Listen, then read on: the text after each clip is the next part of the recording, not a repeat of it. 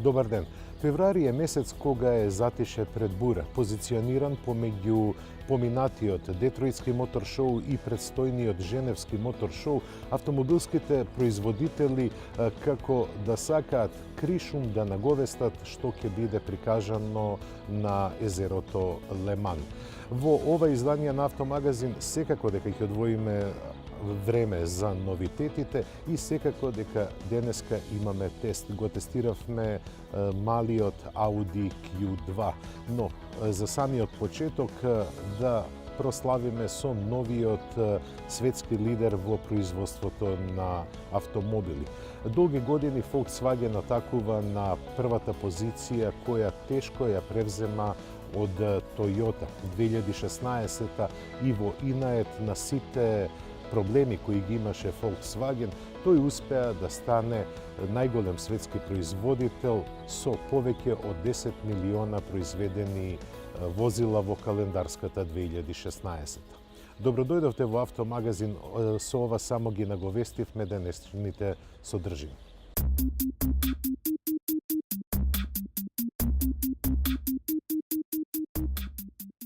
Од почетокот на годинава неколку пати беа изнесувани податоци, но сега се официјални. Volkswagen ја надмина Toyota според продажбата на нови возила во 2016-та.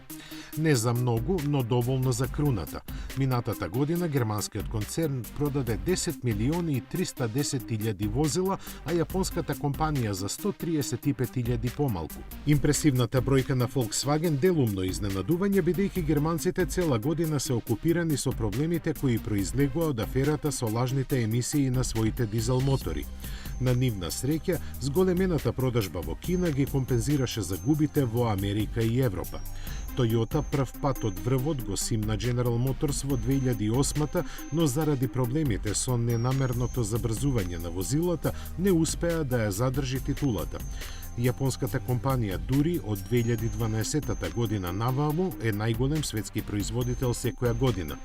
Volkswagen опасно и се доближи во 2015-та и да не беше Дизелгейт аферата, ке се искачеше до глобалната лидерска позиција.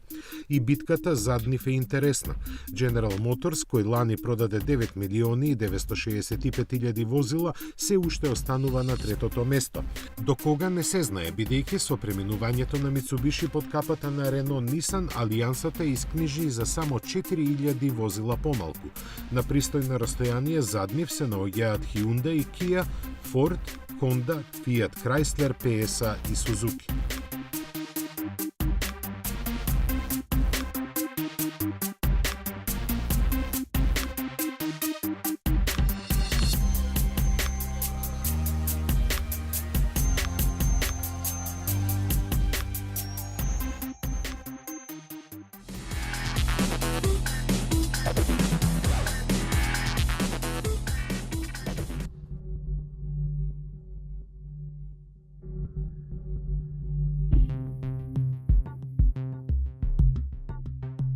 Евидентно е дека некогаш ќе се возиме со возила без возач, но ако живеете во Париз, веќе можете да го испробате тоа искуство. Таму веќе се обраќаат два мали автобуси кои возат сосема сами, без воzač и кондуктер.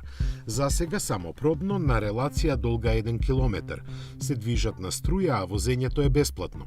Периодот на тестирање ќе трае 3 месеци, пошто автобусите без возач ќе се појават и на други локации низ француската метропола. Производ се на компанијата Easy Mile од Тулуз, имаат ознака EZ10 и може да превезуваат до 12 патници со максимална брзина до 40 км на час. Батериите се доволни за 14 часа работа, а за возењето се грижат GPS навигацијата и серија камери и ласери. Платформата е дело на познатиот Ligier, а контролниот софтвер се развива од 2008 година. Освен во Париз, Easy Mile EZ10 веќе се тестира на улиците на Хелсинки, а наскоро ќе започне и во Дарвин, Австралија.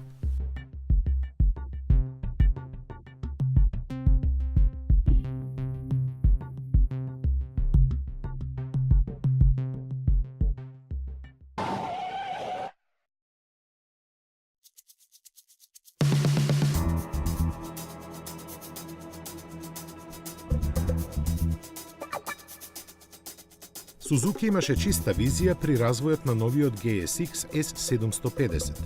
За него се кажаа многу суперлативи, но ретко кој ги слушна.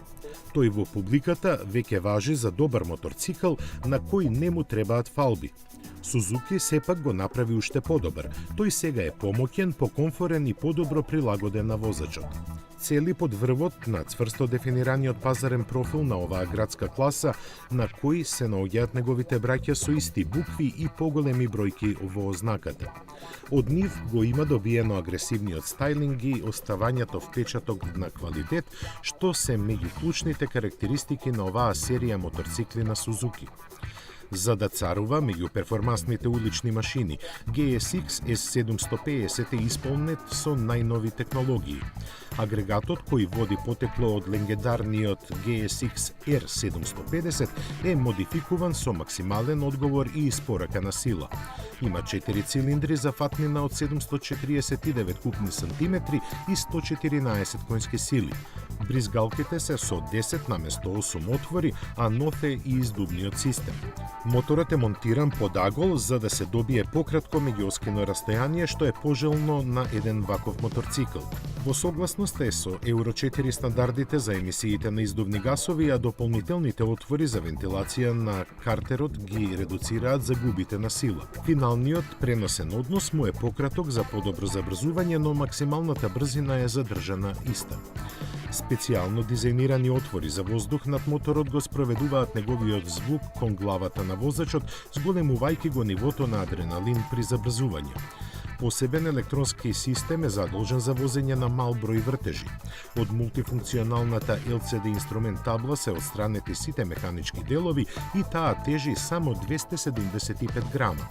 Седењето е поисправено и покомфорно, а малата маска дизајнирана според реакциите на купувачите на претходниот модел.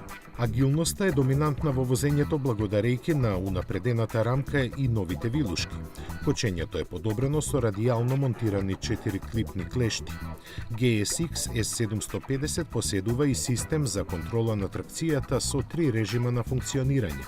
Оваа технологија, која доаѓа од тркачките патеки, му обезбедува безбедно возење и го намалува заморот на моторциклистот. Системот оперира глатко и природно, дури и при агресивно спортско уживање.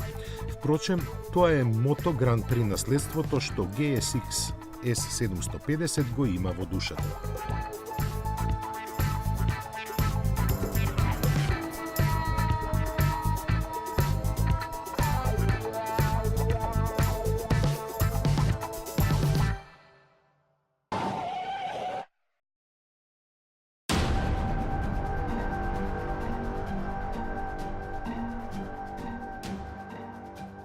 Американците имаат уште една причина за радување.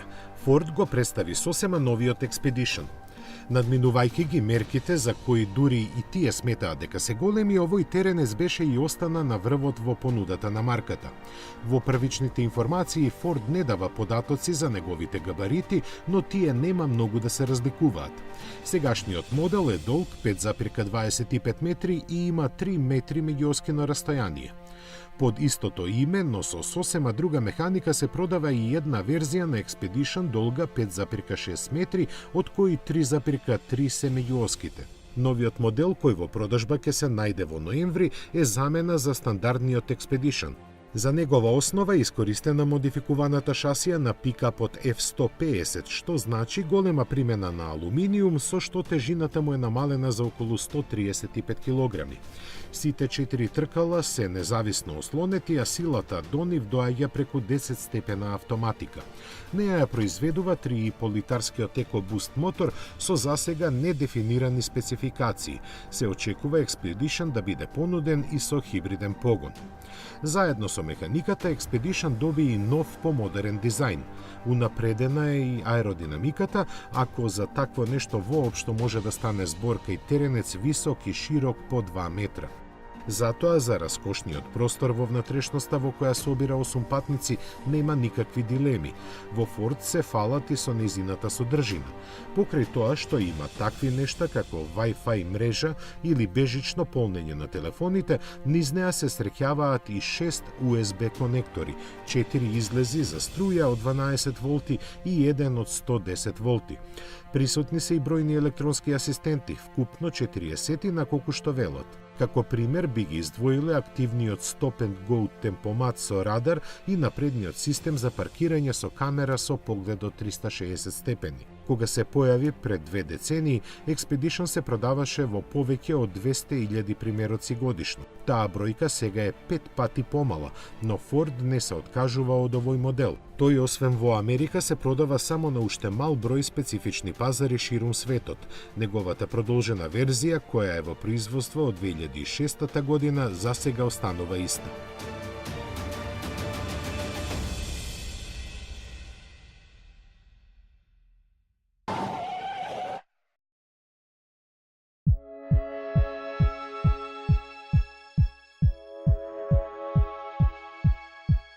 Американците имаат чудна навика на драматичен начин да ги представуваат способностите на своите возила. Најновиот пример доаѓа од Chrysler, поточно од неговата филијала Dodge. Задолжена за одржување на имиџот на сега веќе италијанско-американската компанија, таа од секогаш отскокнувала од сивиот просек на потрошувачкото општество. И тоа не за малку. Затоа, пред да започнеме со опишувањето на екстремното, треба да кажеме збор два за нормалното, во овој случај теренецот Дуранго.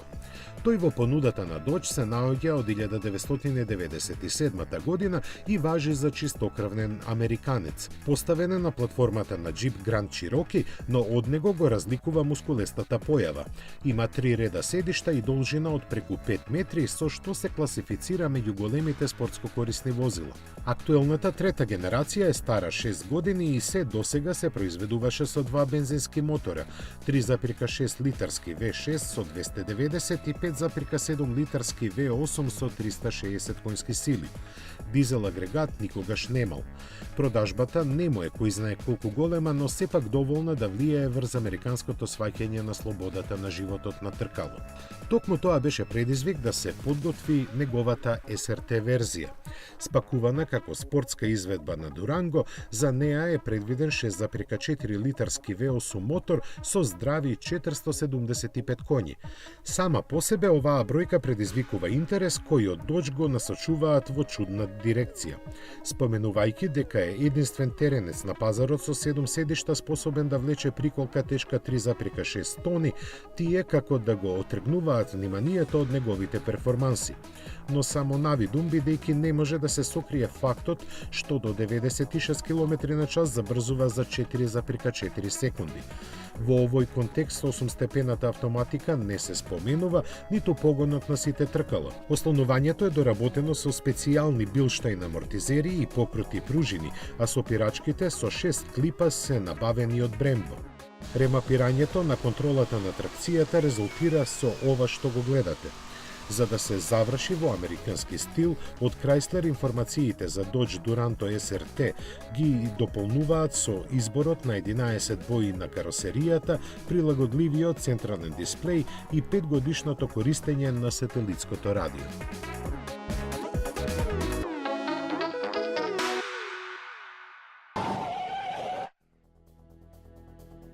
По хектичниот американски пазар се враќаме назад во Европа, поточно на европскиот пазар. Неодамна е представена новата генерација на Kia Rio, која ќе му помогне на овој производител да ја зголеми својата продажба на стариот континент. Лани за Kia беше најдобра година откако е присутна во Европа, а за оваа се надеваат со помош на Kia Rio и се разбира купето Stinger, овие бројки ќе бидат уште поголеми. Ќе останеме уште на стариот континент со интересни новости кои ни доаѓаат од таборот на Citroen и се разбира од другата страна на Ла Манш. Од Англија ни доаѓа веста дека Jaguar Land Rover ќе учествува со свој тим на големата сеамериканска трка на пловила, каде учествува во развој на најбрзиот катамаран на светот.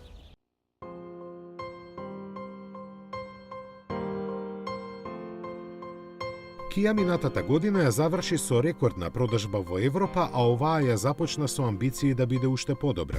За добра стартна позиција е задолжена новата генерација на Рио.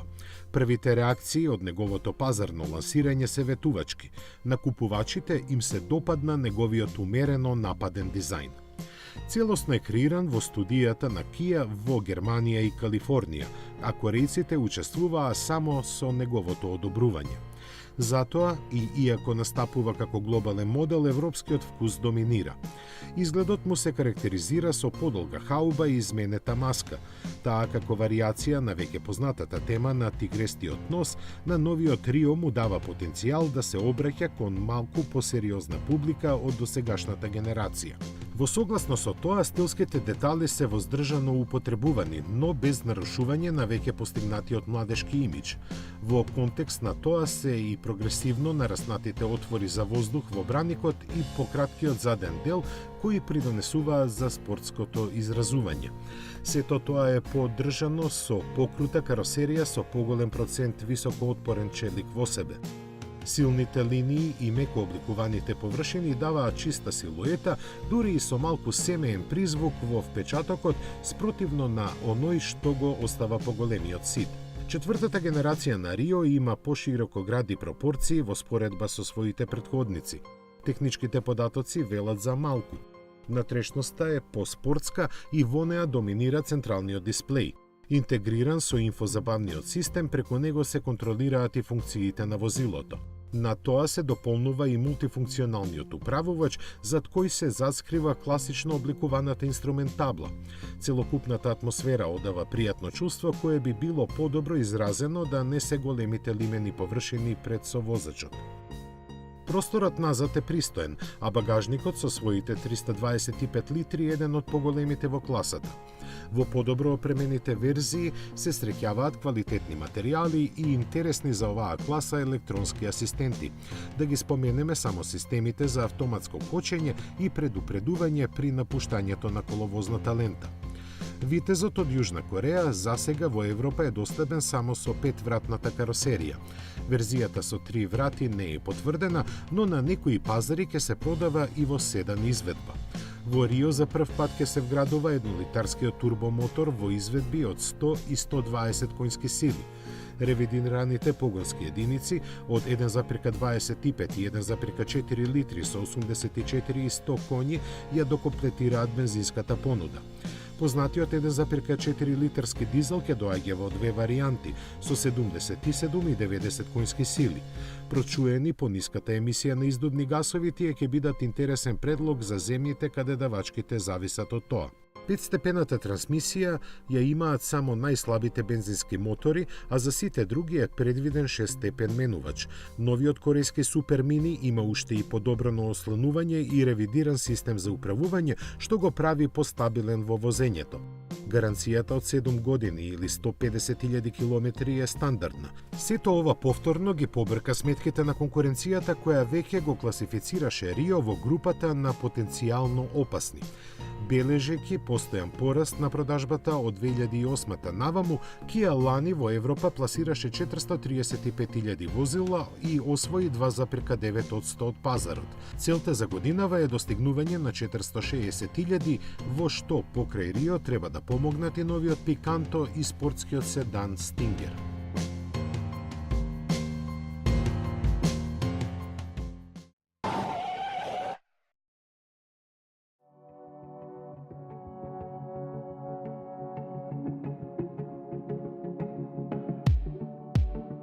Citroen незапирливо продолжува со подмладување на марката. Повторно тема е мал автомобил, овој пат од се присутниот кросовер сегмент. Димензиите во целост одговараат на сегашниот C3 Picasso, кој веќе навлезе во сериозни години. Согласно трендовите, неговиот наследник нема да биде моноволуменец, а ќе има такви карактеристики, но силуетата и целокупната појава во целост ќе бидат кросоверски. Засега се одзива на концептното име C Aircross, за кое не е познато дали ќе биде задржано. Квалитетите со кои ќе се наметнува на купувачите се бројни. Инженерите на Citroen имаат смислено мноштво интересни решенија за него. Задните врати му се отвораат спротивно од вообичаеното, а место ретровизори има камери. Футуристичката кабина, изведена од двоколорна шема, ја осветлува голем панорамски покрив. Управувачот има само една пречка, а улогата на инструмент таблата е доверена на прозирен дисплеј. Тоа не е се, но за жал дел од ова ќе се загуби по пат до сериското производство. Кога C Aircross ќе биде подготвен за него, не е соопштено. Французите не кажуваат ништо за погонските групи, иако не е тешко да се претпостават. За нешто поофицијално сепак ќе почекаме уште некоја недела до салонот на автомобилите во Женева.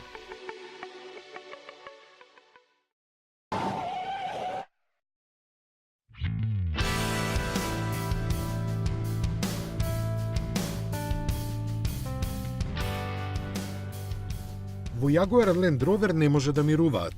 Кога немаат нов модел, тие се занимаваат со било што друго, само да е поврзано со возбуда што ја носи брзината.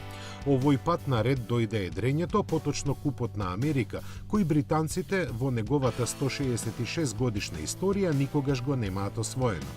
Надежта дека конечно ќе падне и тој трофеј во нивните раце дојде директно од погоните на познатиот производител на возила. Инженерите на Jaguar Land Rover го здружија своето знаење со вештините на едриличарскиот тим на сер Бенет Ајнсли и го направија најбрзиот катамаран на денешницата. Заедничката желба да се освои најстариот спортски трофеј во светот ги стимулираше во неговото создавање да употребат најнапредни аеродинамични решенија.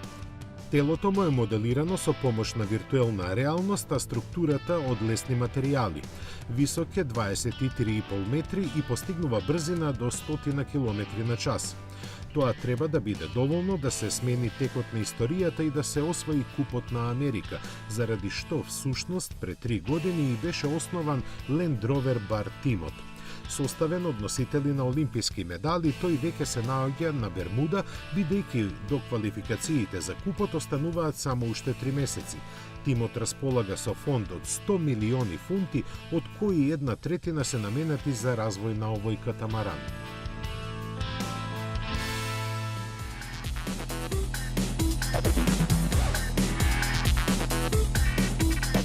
Огромната популарност на спортско-корисните возила ги принуди сите автомобилски производители, барем оние кои држат до својот имидж, да представат возила во овој сегмент.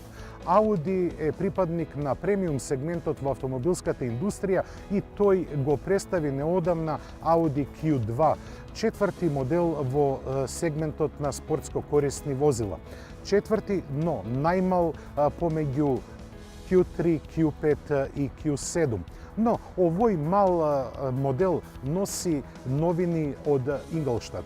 Пред се, тој е наменет да биде многу атрактивен поради неговиот дизајн кој се одскокнува во однос на неговите постари браќа.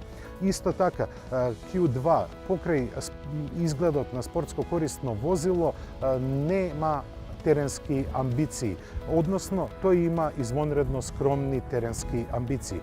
Денеска го возиме моделот со 1,6 литарски TDI мотор, 115 коњски сили и како што веќе најавив, бидејќи нема теренски амбиции, ниту еден Q2 нема погон на сите тркала.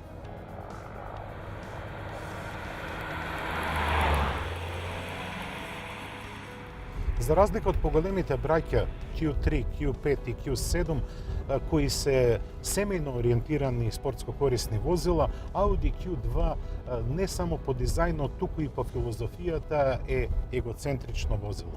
Егоцентрично затоа што со неговата должина од 4,2 метри нема простор за амбиции за семеен транспортер.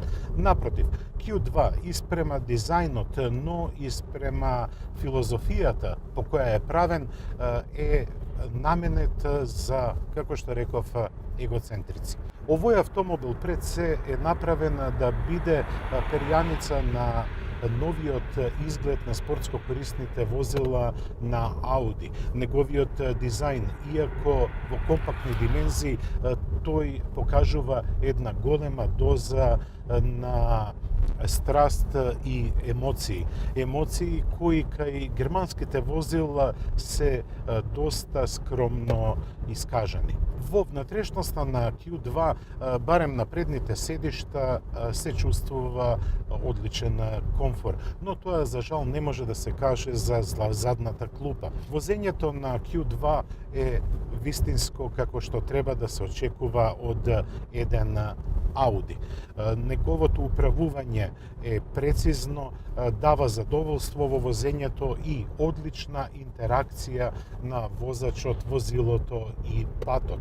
Завршната обработка во Q2 е извонредна. Сакам да кажам, прецизноста и целиот склоп на внатрешноста е флуидно и прецизно изработена. Но замерка давам на пластиката, особено на вратите, која делува многу ефтино.